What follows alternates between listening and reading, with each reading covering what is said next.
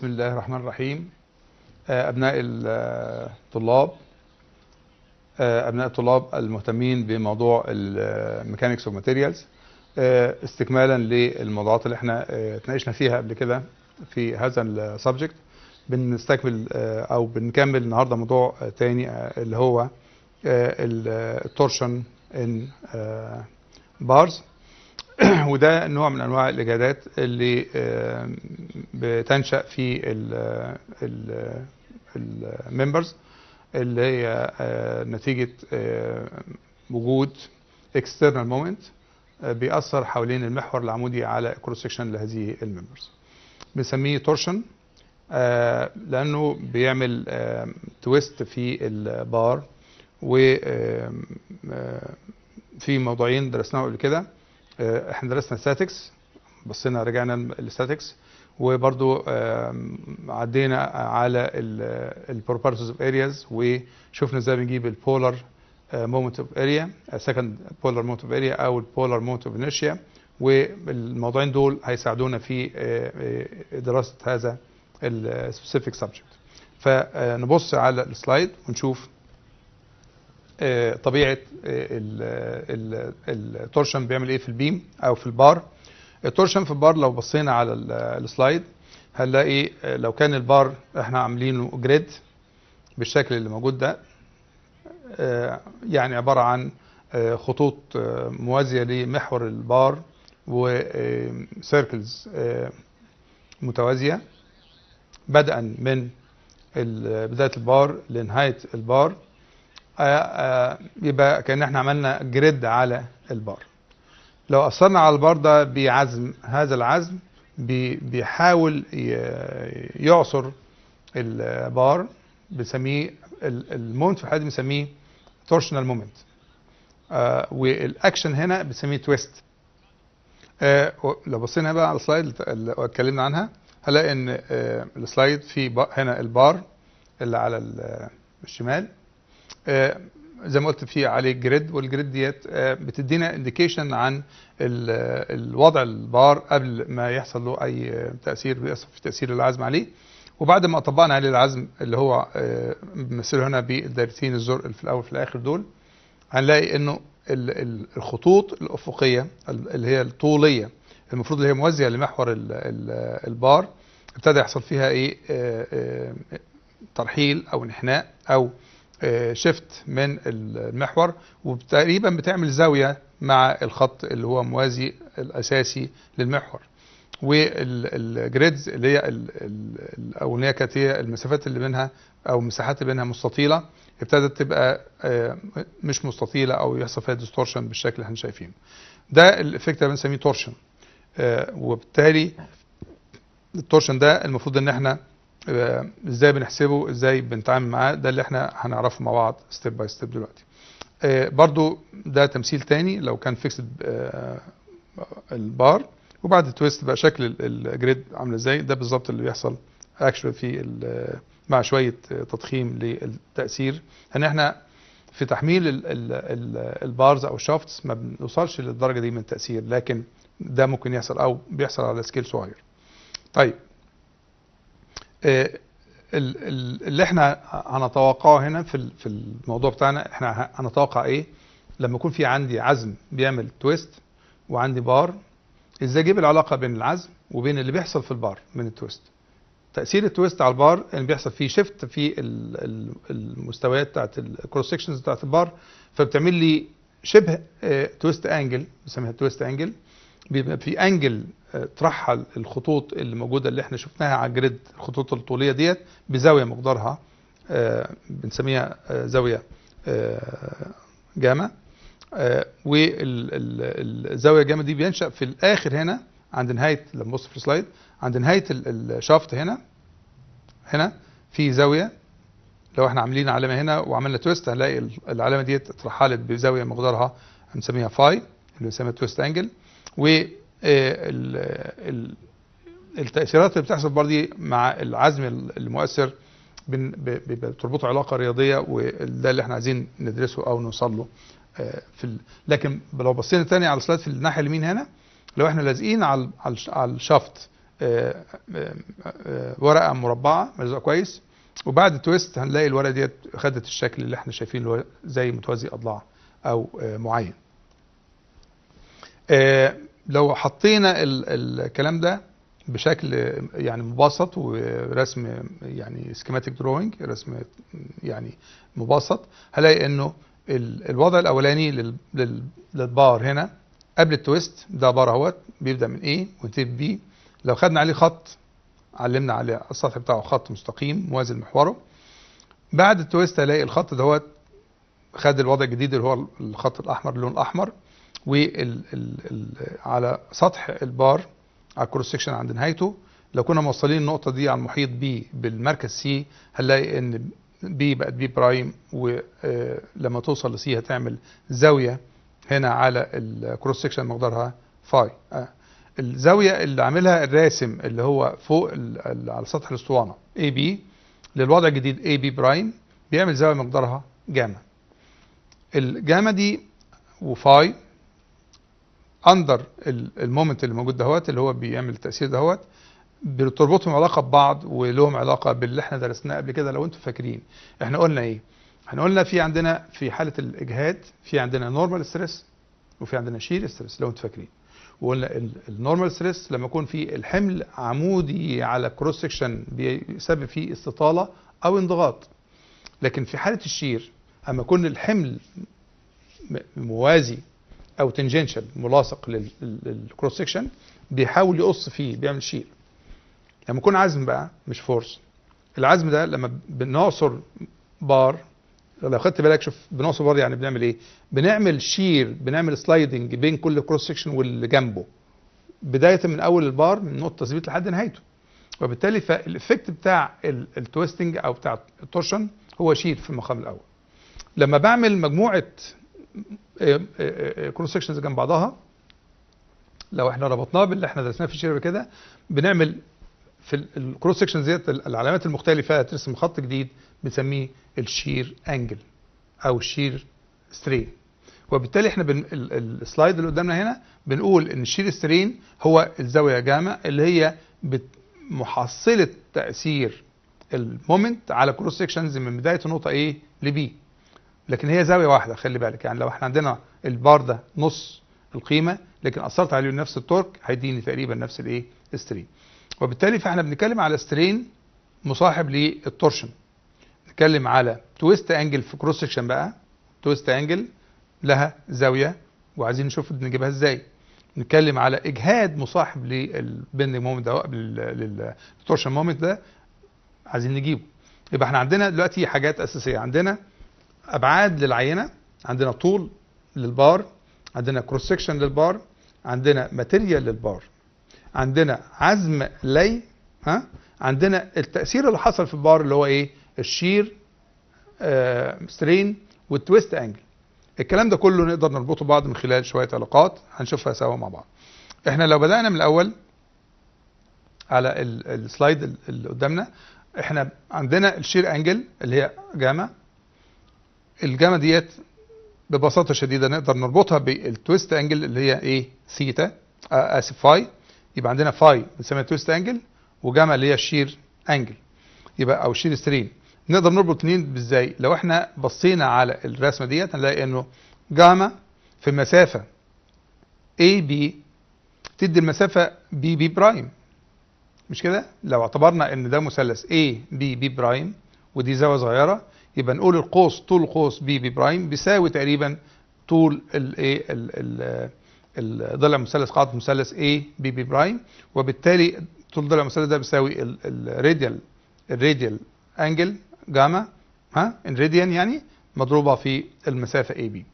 يبقى المسافه بي بي برايم ديت هنقدر نقول انها بتساوي المسافه بي بي برايم ديت عباره عن الجاما مضروبه في الطول بتاعنا. جميل. المسافه برضو بي بي برايم دي اللي على القوس بتاع الدايره بتساوي ايه؟ هي عباره عن قطاع من الدايره زاويته فاي، وبالتالي نقدر نقول ان بي بي برايم بتساوي ار اللي هو مسافه راديوس بتاع الدايره اللي هو 0 بي اللي هو راديوس يعني مضروب في فاي لما يكون زاويه صغيره. وبالتالي العلاقة ببساطة شديدة بين فاي وثيتا نقدر نجيبها بالشكل دوت. برضو نقدر نعمل انتجريشن لو خدنا ان الجاما بتساوي الرو اللي هو راديوس يعني في الدي فاي، الرو اللي هو راديوس في الدي فاي اللي زي الصورة ديت الدي فاي مقسوم على الدي اكس اللي هي المسافة ايه اللي احنا مشينا بيها من A ل B لو كانت مسافة صغيرة انفينيتيسمال، ولو كملنا كلامنا ادينا الايه الشير ستريم. يبقى اذا نقدر نقول انه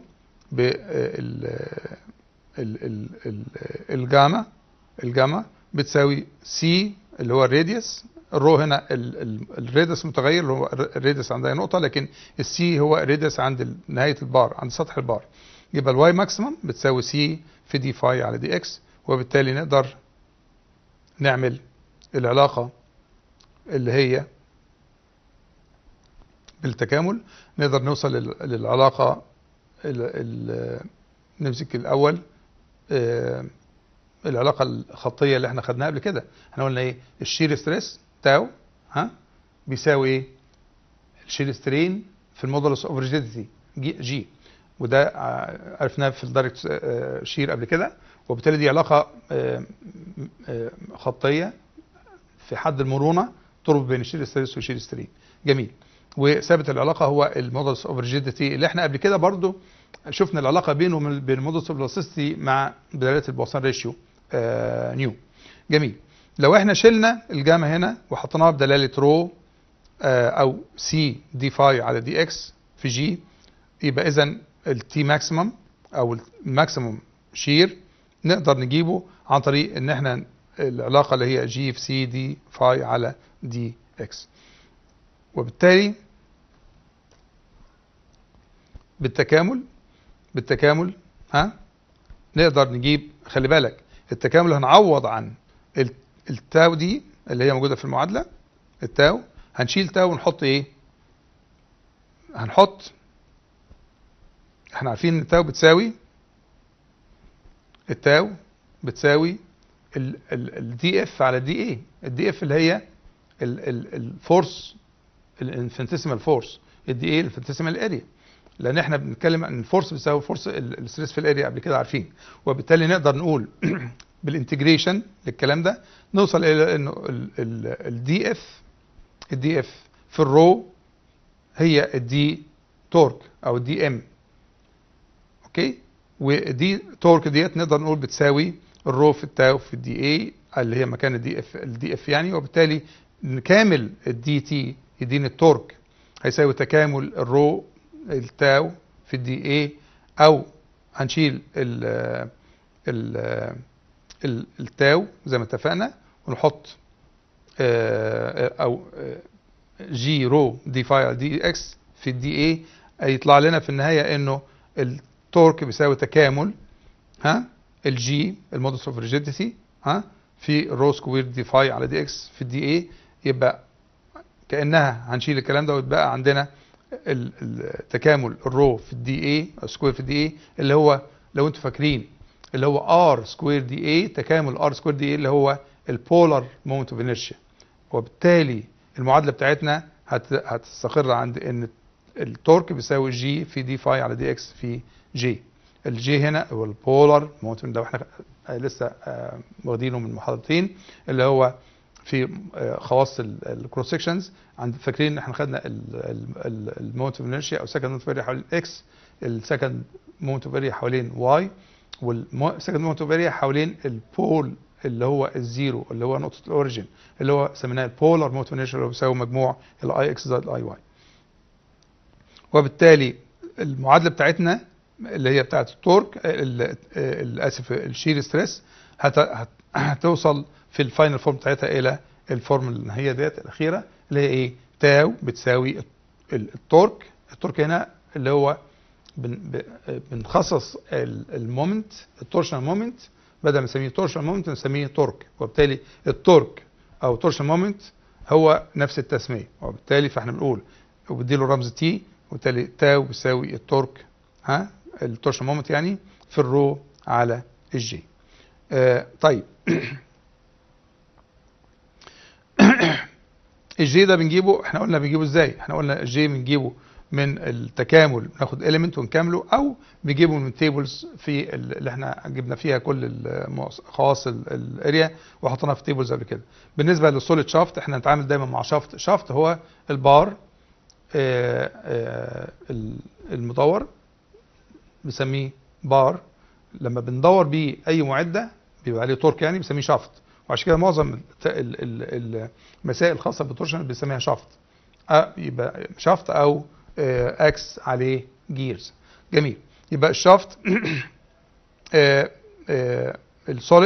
السوليد البولار موتيف انرشيا بتاعه بيساوي باي على 32 دي اس 4 باي اوفر 32 تايمز دي تو ذا باور 4. لو كان الشافت ده تيوب، يعني هولو شافت، يعني له مجوف من داخل، يبقى في عندنا القطر الشافت اللي هو السوليد اللي في الاخر، وعندنا القطر بتاع الهول.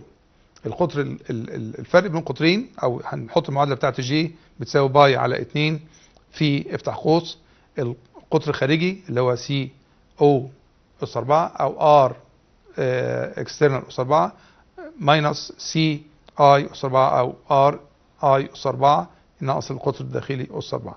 يبقى هنا ازاي بنجيب الجي للمقطع اللي عندنا، وده شفناه قبل كده. وبالتالي احنا عندنا علاقه دلوقتي بتربط بين التورك والايه والاسترس. يبقى اذا خلي بالك، التورك هو الاكسترنال لود اللي احنا بنشيله، وفي عندي انترنال ستريس بينشا نتيجه التورك دهوت، يعني في ريزيستنج تورك او ريزيستنج مومنت بيقابل للتورك الخارجي بيتوازن معاه. يبقى اذا انترنال اللي داخل الشافت لما بيكون في اكسترنال تورك بينشا فيه انترنال ريزيستنج تورك او مومنت يعادل او يتوازن مع الاكسترنال تورك علشان يفضل الشافت في حاله متماسكه. لو حصل اختلاف خلل بين الاثنين يبقى الشافت هينهار ويحصل فيه كسر. وبالتالي احنا نقدر نقول ان في اي نقطه داخل الجسم لو خدنا element اريا، حته اريا صغيره قد كده، بينشا عليها tangential force دي اف. التنجنشال فورس دهيت لو كملناها مع الريدس في حدود الريدس من 0 لحد سي هيديني التورك. يعني الدي اف دي في الار الرو يدي لك الانفينيتيسيمال تورك اللي هو دي تي، لو كملت يدي لك تي. خلي بالك انه الدي اف ديت نقدر نعوض عنها بالتاو دي اي، اللي هو التورشن ستريس مضروب في الاريا بتاعته، وبالتالي ده كله نقدر نستخدمه بالتبادل. جميل. لو احنا بصينا هنا على السلايد دي هنلاقي انه احنا البيم او اسف التورك الشافت اللي عليه تورك لو كان بريتل وانهار هيحصل فيه كسر بالشكل ده، لو كان تكتايل ممكن يحصل فيه كسر بالشكل ده. يبقى احنا بنتكلم على برضو الانهيار تحت تأثير التورشن ممكن يكون بيختلف، ويبقى الاختلاف بتاعه مميز لنوع الماتيريال اللي هو معمول منها. هو بالمناسبة من ضمن الاختبارات اللي احنا بنعملها للمعدن اللي هو تورشنال تيست، وبرضو ده بنعمل فيه بنجيب مكنة وبنعصر العينة وبناخد القياسات، بناخد زاوية الدوران بتاعة العينة مع التورك اللي مقصر العينة ونعملهم بلوت، وبناخد منها منحنى بين السيتا وبين التورشنال او التورك او التورشنال مومنت. يعني عندنا برضو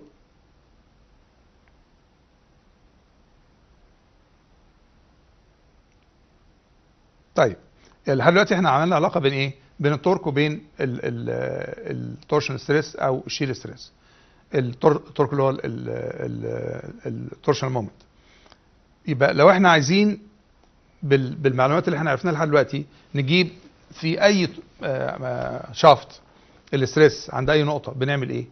بنبص على المساله، بنعمل الايكوليبريم بتاع التوركس الموجوده لو كان في اكتر من تورك، وبعدين بنحدد عند اي نقطه احنا عايزين نجيب التورشنال شير ستريس، وبعدين بنعمل فري بودي دياجرام، بناخد سيكشن او ناخد بنجيب الاكوليبريم بتاع التورشنال مومنتس عند النقطه ديت، وناخد التورك ده والمعادله بتاعتنا بتاعت الشير نجيب منها التورشنال شير ستريس. وبالتالي لو شفنا الاكزامبل الاولاني اللي هو على الشمال، عندنا تورك 6 كيلو نيوتن متر.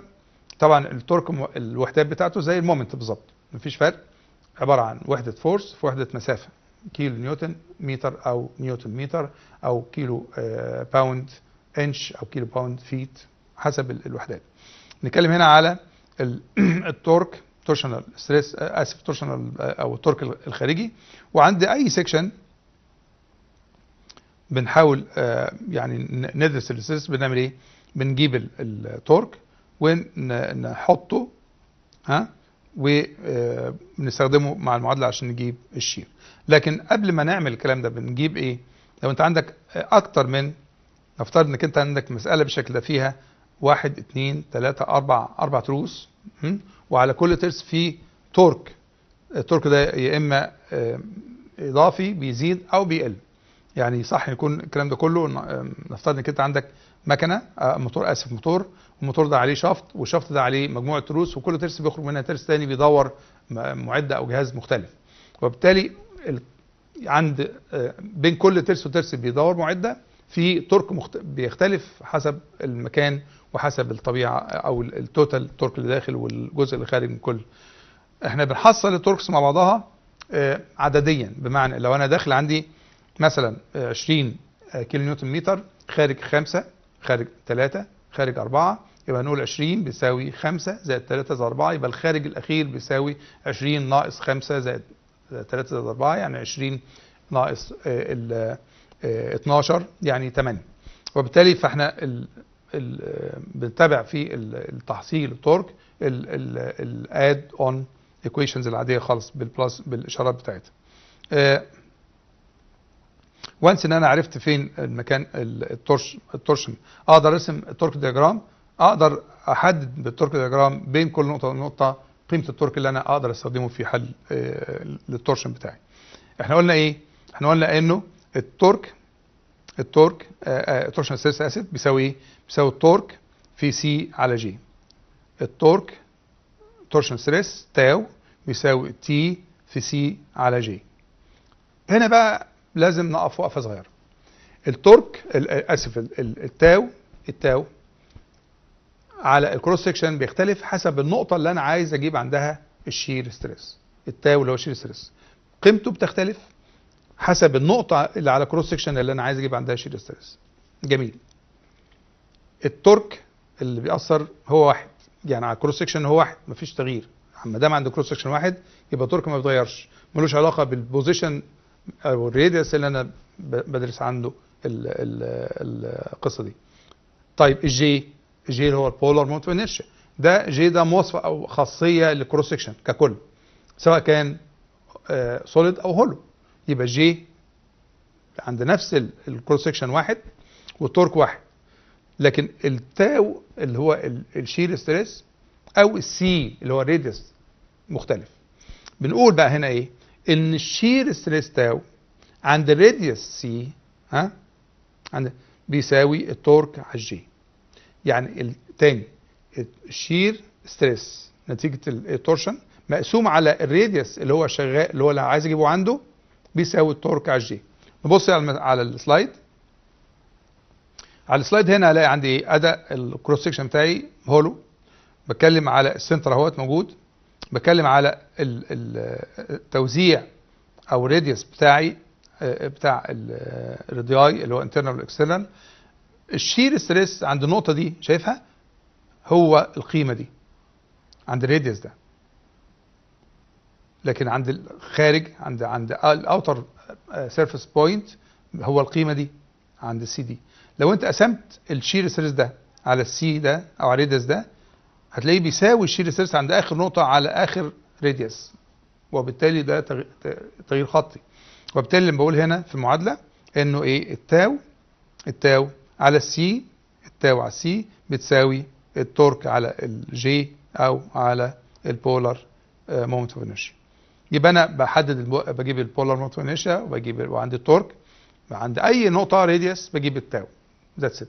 وتوزيع التاو خطي زي ما احنا شايفين كده، مثلث، زيرو عند السنتر لان الراديوس هنا بيساوي صفر، وماكسيمم عند الايه، عند اخر نقطه على سطح الايه، الشافت او البار. جميل.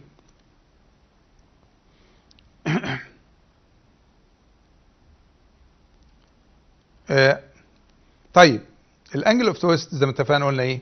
مش احنا قلنا الانجل اوف تويست لو انتوا فاكرين، نبص تاني معلش، نرجع تاني للسلايد الاولانيه بسرعه.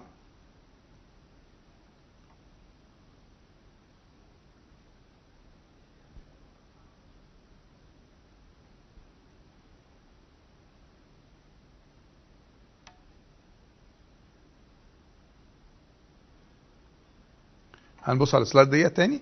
مش احنا بنقول هنا البي بي برايم دهيت قلنا بيساوي ايه؟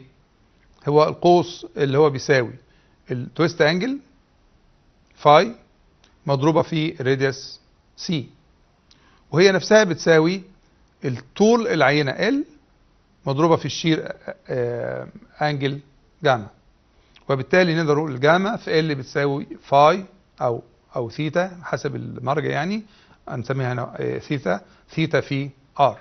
وبالتالي لما نيجي نبص على العلاقه ديت هنلاقي ان دي علاقه السترين بتاعنا.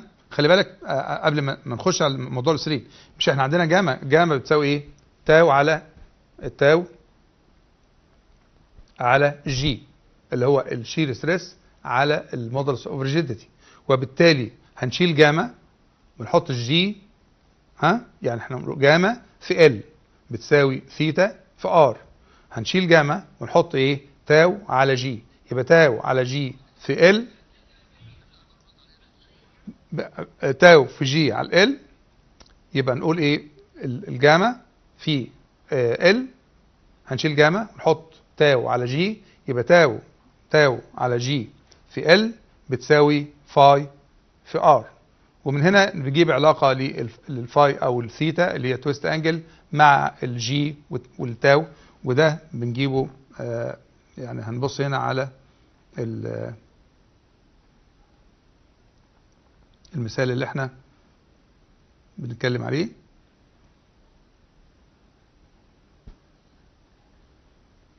يبقى نبص هنا هنشوف انه بالنسبه لي البار وعليه تورشن، ازاي الجاما قلنا جاما ماكسيموم بتساوي سي في فاي على ال، فاي اللي هي تويست انجل، وبالتالي سي اللي هي الراديوس بنشيل جاما ونحط ايه؟ تاو على جي، ويبقى تاو على جي بتساوي التورك في السي على البولار مومنت في الجي. يبقى اذا العلاقه اللي عندي اقدر اقول عندي علاقه بين المتغيرات كلها بتاعت التويست انجل او بتاعت الشير. هنحسبها بالشكل الاتي، هنقول انه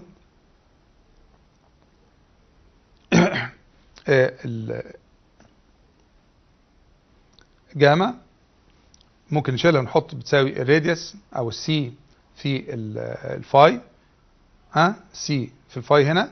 لو شلنا السي مع سي يبقى نقدر نقول الثيتا فاي بتساوي التورك في ال على جي في جي، ويبقى دي العلاقه بين، خلي بالك هنا بقى، بين التويست انجل والتورشنال مومنت او التورك، اللينث بتاع العينه والجي والجي.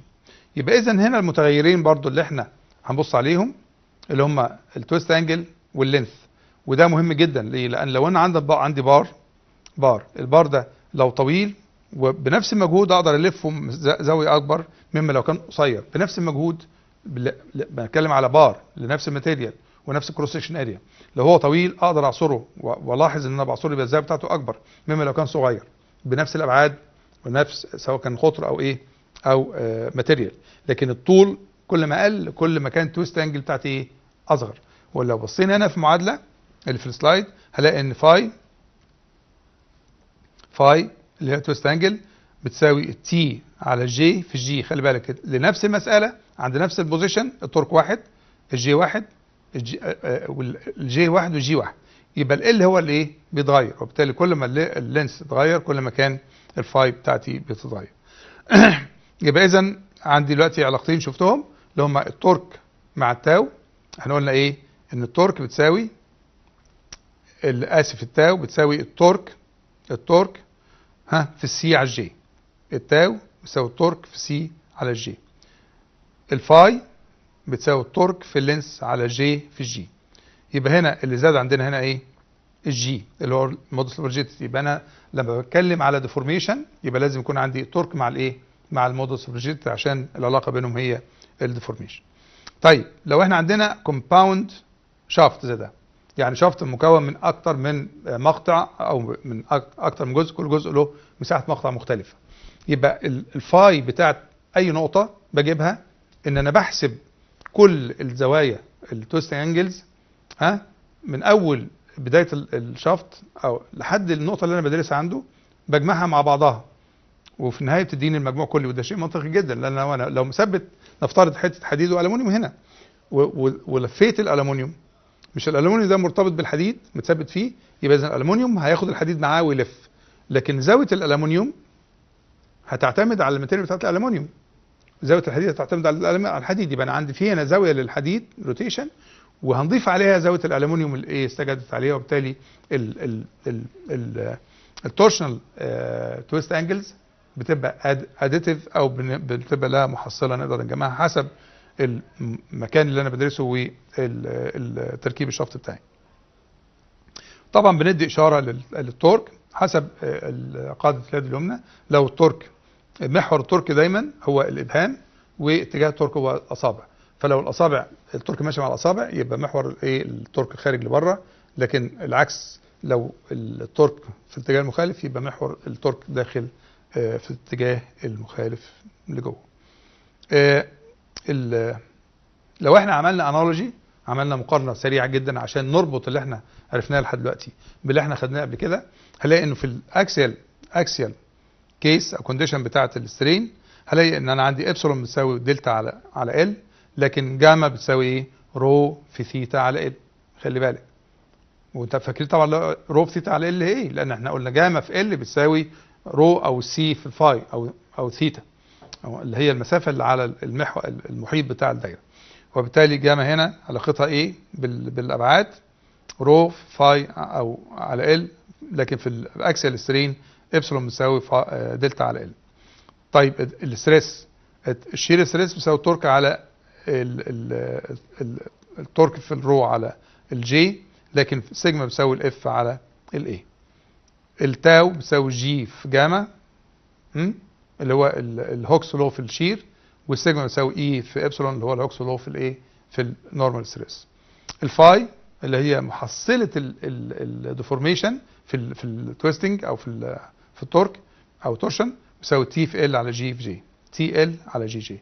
الدلتا اللي هي محصله الديفورميشن في الاتجاه الخطي او الانفعال الخطي بيساوي بي في ال على اي في اي. واضح ان احنا نقدر لو فاكرين حاجه نقدر نجيب الايه الحاجه الثانيه، لان احنا نقدر نربط بين القيم وبين بعضها. طبعا يصح ان انا في بعض الحالات احتاج معادلات اضافيه، زي لو كان عندنا statical indeterminate shafts، ده برضه لسه في طور الحل، احنا ما عندناش امثله.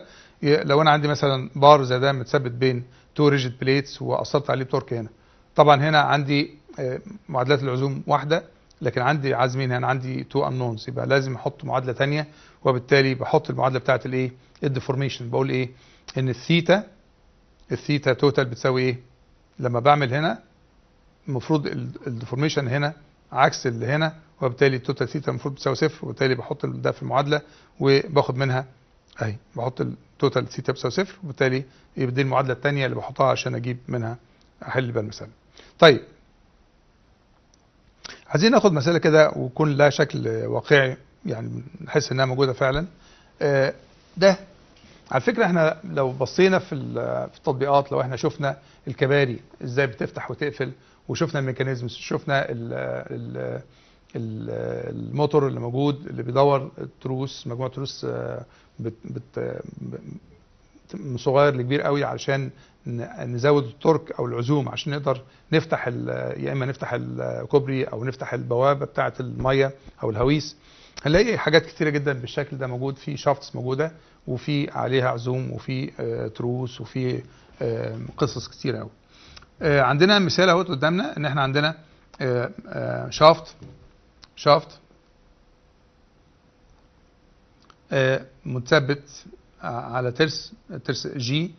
الترس جي ده متثبت مع ترس بي، ها، او سي، اسف، ترس سي متثبت مع او على صله بترس اصغر بي بشفط تاني، وفي عزم بيأثر عند النقطه بعد نقطه ايه. يبقى لما بأثر هنا بعزم، ايه اللي بيحصل؟ بلفف في الشفط ده، مش كده؟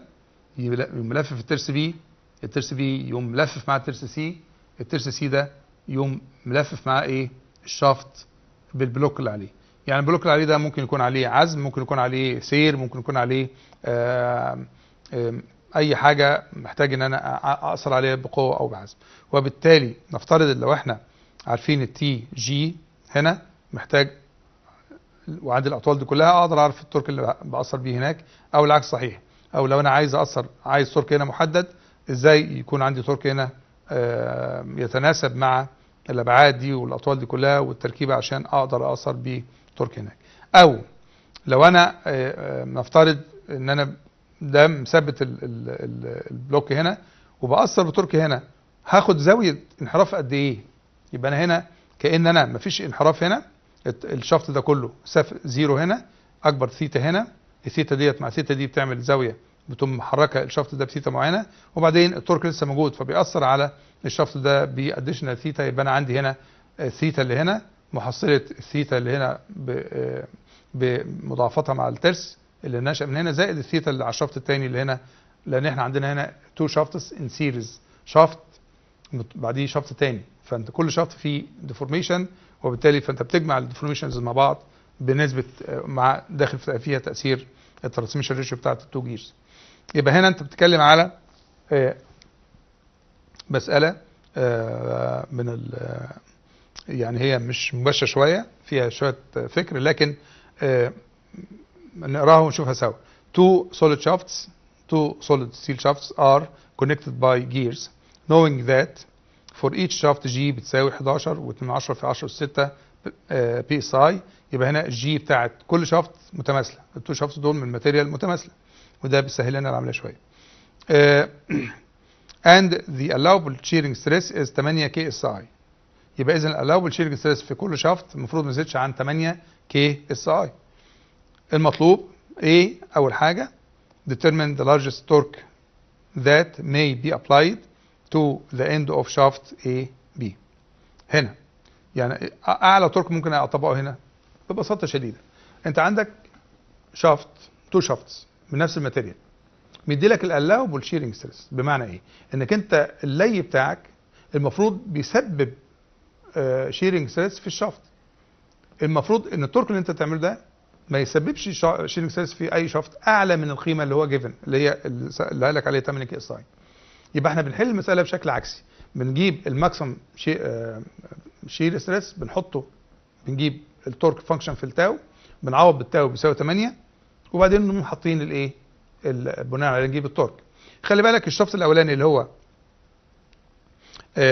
الاي بي لو حطيت عليه تورك مع ال8 هيتنقل بجير ريشيو، يعني التورك اللي عند بي هينضرب في الار بتاع سي على ار بي، لان الترس اللي متوصل عند بي عند سي اكبر من الترس بتاع بي.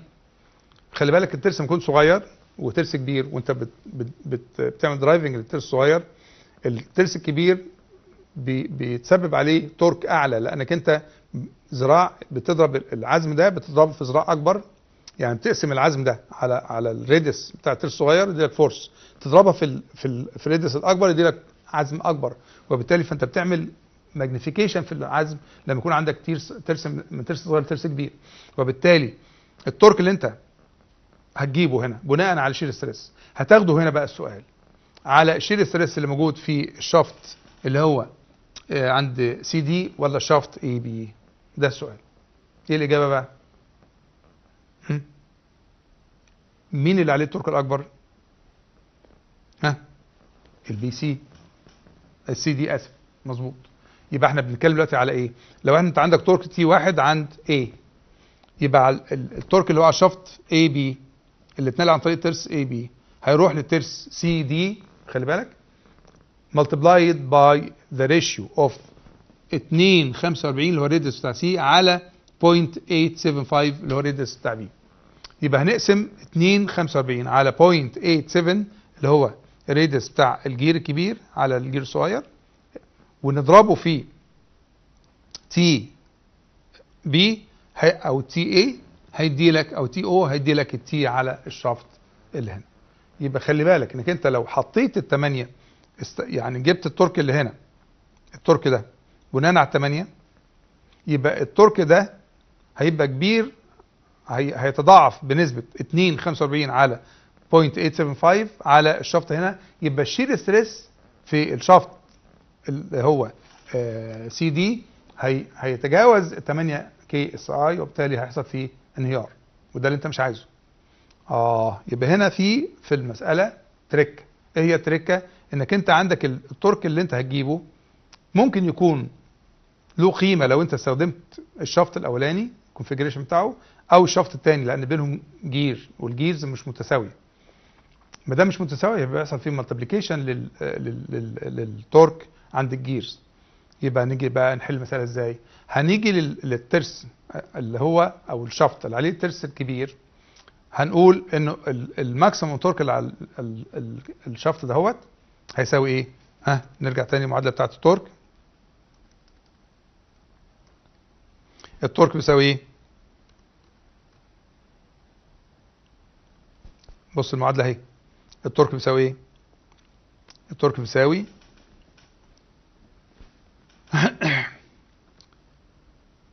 التورك بيساوي التاو في الجي على السي. التاو اللي هو التورشن ستريس في البولار مومنت اوف انرشيا على الراديوس. يبقى نيجي هنا في مسألة الراديوس بتاع شفط قد ايه؟ انش، 1 انش. حلو. التاو قد ايه؟ 8 كي اس اي. يبقى هنقول الراديوس بتاعنا نص انش، لان القطر هنا 1 انش في المرسوم في المساله، يبقى الراديوس نص انش. يبقى عند نص انش هنضرب التاو في الاي بولار ونقسمه على نص انش يديني الماكسيمم ايه؟ تورك. الماكسيمم تورك ده هاخده، خلي بالك بقى هعمل ايه؟ لو انا عايز اجيب بقى التورك اللي هو ممكن اثر بيه، او العكس الشير ستريس. خلي بالك هنا الشير ستريس فرضناه ايه؟ الالاوبل فاليو اللي هو على الشافت سي دي. يبقى لو عايزين نجيب الشير ستريس على الاي بي هنقوم جايبين التورك اللي جبناه على السي دي ونقسمه على 2.45 واقسمه واضربه في 0.875 واقوم جايب التاو. يبقى اذا التاو هنا مؤكد هيبقى اقل من 8 كي اس اي، وبالتالي يبقى انا المساله هنا لما يقول لي الالاوبل عايز التورك، خلي بالك في المساله بقى ايه؟ تبص كويس. بيقول لك determine the largest torque اكبر تورك T0 that may be applied to the end of the shaft AB. يبقى اكبر تورك ممكن اطبقه عند النقطه O هو التورك اللي ما بيزودش الاستريسز في شافت 1 او شافت 2، الشافت سي دي او شافت اي بي عن 8 كي اس اي. الشافت اللي هو السي دي هو اللي عليه تورك اكبر عشان في مالتيبليكيشن هنا للتورك بوسط الجيرز، يبقى ببدا بيه بحط الاستريس فيه الماكسيمم، وبالتالي اضمن ان الاستريس هنا في اي بي هيبقى اقل من 8 كي اس اي. ويبقى كده احنا جبنا ايه؟ قيمه الايه؟ التورك. الحاجه الثانيه الانجل، the corresponding angle through which end of A of the shaft AB rotates. هنا برضو مساله مركبه شويه. احنا عايزين الاند هنا هتلف في مسافه قد ايه؟ زاويه قد ايه؟ خلي بالك انا مثبت الشفط الاولاني اللي هو سي دي مثبته عند دي، يبقى كل المنظومه ديت متثبته عند دي. يبقى كأن انا ايه؟ علشان اتحرك هنا درجه واحده او نص درجه عند ايه بعمل ايه؟ بلف في كل شفط اي بي، وبعدين اللي بلفه من الشفط الاي بي ده اللف اللي بيلفه بيحصل فيه ايه؟ بيحصل فيه بيحصل فيه ديكريز بيقل عشان الترس اللي هنا اكبر من الترس اللي هنا، وبالتالي لو انا لفيت هنا، لو الريشيو هنا نفترض 2 يعني، ومشيت هنا درجه، مشيت هنا سنه، يبقى همشي هناك نص سنه، يبقى نص السنه ديت هجمع عليها التورشن او العصر اللي هيحصل فيه الشافت سي دي، وبالتالي الزاويه اللي هنا محصله الزاويه اللي هنا، وبعدين هضربها في 2 تديني الروتيشن اللي هنا، وبعدين هجمع عليها العصر اللي حصل في اي بي. ليه هضربها في 2؟ لان الترس الكبير هيلف في ايه؟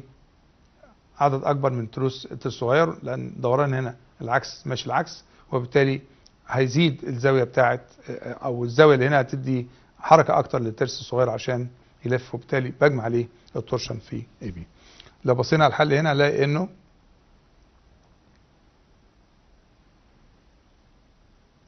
خلي بالك هنا بيدي لك الرسم بتاعت الجير مع الجير عشان يجيب العلاقه بين حركه الجير مع بعضها. اظن انتوا باي ناو تكونوا درستوا الميكانكس اوف ماشينز، وفي الدراسه لحركات الجيرز مع بعضها، الاجزاء المتحركه مع بعضها، بالتالي تقدروا تفهموا القصه بتاعت الترانسميشن ريشيو بتاعت التو جيرز مع بعضهم.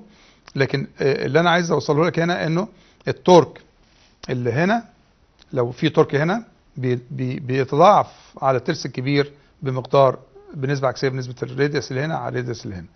يعني التورك على السي دي هيساوي 2.8 تورك على الاي بي، اوكي، اللي هو مقسوم 2.45 على 0.875. بالنسبه لل الروتيشن، الزاويه فاي سي العلاقه بينها بتاعتها مع الفاي بي ان الفاي بي بتساوي، الفاي بي بقى هنا هي الاكبر، بتساوي 2.8 فاي سي، عكس الايه؟ التورك، يعني الحركه عكس التورك. وبالتالي لو انا جبت الفاي اللي على الشافت سي دي، بعد ما اجيبه هقوم ضربه في 2.8 يديني الحركه بتاعه الترس بي بناء على العصر اللي حصل في الشافت سي دي، اضيف عليه بعد كده العصر اللي حصل في الشافت اي بي يديني التوتال تويست انجل. وبالتالي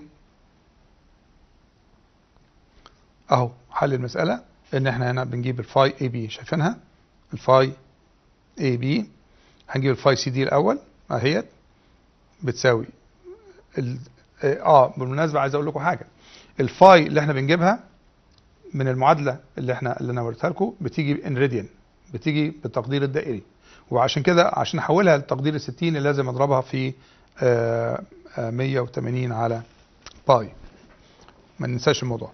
جميل. وبالتالي فالفاي اللي هي 0.387 راديان بتساوي 2 درجه و22 من 100. الفاي سي دي لوحدها خلي بالك اللي هي الشفط الكبير دهوت نتيجه العصر بتساوي 0.514 راديان، او بتساوي درجتين و95%. طيب بناخد الدرجتين 95% دول نضربها في 2.8 اللي هي ترانسميشن ريشيو تديني ال8 درجات و26 من 100. بنقوم ضايفين عليها الفاي اي بي اللي هي 22 ويبقى المجموع عندي او الفاي اللي هنا الاخيره اللي هي عند نقطه ايه هتطلع 10 درجات و48. خلي بالك شفت بقى انك انت من الروتيشن فقط، الروتيشن بتاع التو شافتس لو كان الجير 1 تو 1، يعني لو التو جيرز قد بعض كان هيبقى زاويه الدوران بتاعه النقطه ايه اللي هي على شافت ايه نتيجه العصر التورك الموجود عند تي 0 عندها كان هيساوي 2 و22% زائد 2 95% كان هيساوي 4 5 و 17 من 100 درجه، 5 درجات و17%. لكن لما حطينا الترسين دول وفيهم ترانسميشن ريشيو بتساوي 2.8 زاد التاثير الجيرز، الترانسميشن ريشيو دي زادت على الحركه بتاعه التورك، بقت بدل ما تبقى 5 و17% بقت 10 و48%، بقت تقريبا الضعف. وده بيدي لك تاثير مهم قوي ان احنا عارفين العلاقات وازاي ننقل الديفورميشن من نقطه للثانيه. زي ما عملنا حساب فاكرين المساله اللي كان فيها ريجيد بار وعملنا عليه فورس المؤثره فوق، وكان عندنا في تو لينكس كان عملنا برضو علاقه بين الديفورميشنز. احنا كده تقريبا يعني بس بسرعه شديده التورك احيانا بيجي في صوره باور، وبالتالي فانا بحول الباور لتورك بمعلوميه الار بي ام، بجيب التورك بيساوي الباور على الاوميجا اللي هي الراديال الانجلر فيلوسيتي، بنجيب التورك بنقسم باور على الاوميجا، وبالتالي فاحنا دايما لما تجي لنا مسائل فيها باور وار بي ام ناخد منها تورك بناء على المعادله دهيت، بناخد تورك ونشتغل بيه في المعادلات بالشكل اللي احنا شايفينه. العلاقه بين التورك والشير والبولار مومنت انيرشيا، العلاقه بين الديفورميشن اللي هي الانجلر تويست انجل والتورك، وبالتالي يبقى احنا كده غطينا التورشن ان بيمز. ارجو ان يكون اللي احنا شفناه مع بعض ضاف معلومه الى المعلومات اللي احنا شفناها قبل كده، وخلانا نقرب اكتر من ميكانكس اوف ماتيريالز عشان نبقى بعد كده قادرين على ان احنا نعمل تصميم ناجح او ميكانيكال ديزاين كومبوننت كويس، او نعمل اناليسيز لميكانيكال كومبوننت نشوف ايه المشاكل اللي فيه نبدله ازاي او نغير فيه. شكرا، ونلتقي ان شاء الله في حلقه قادمه.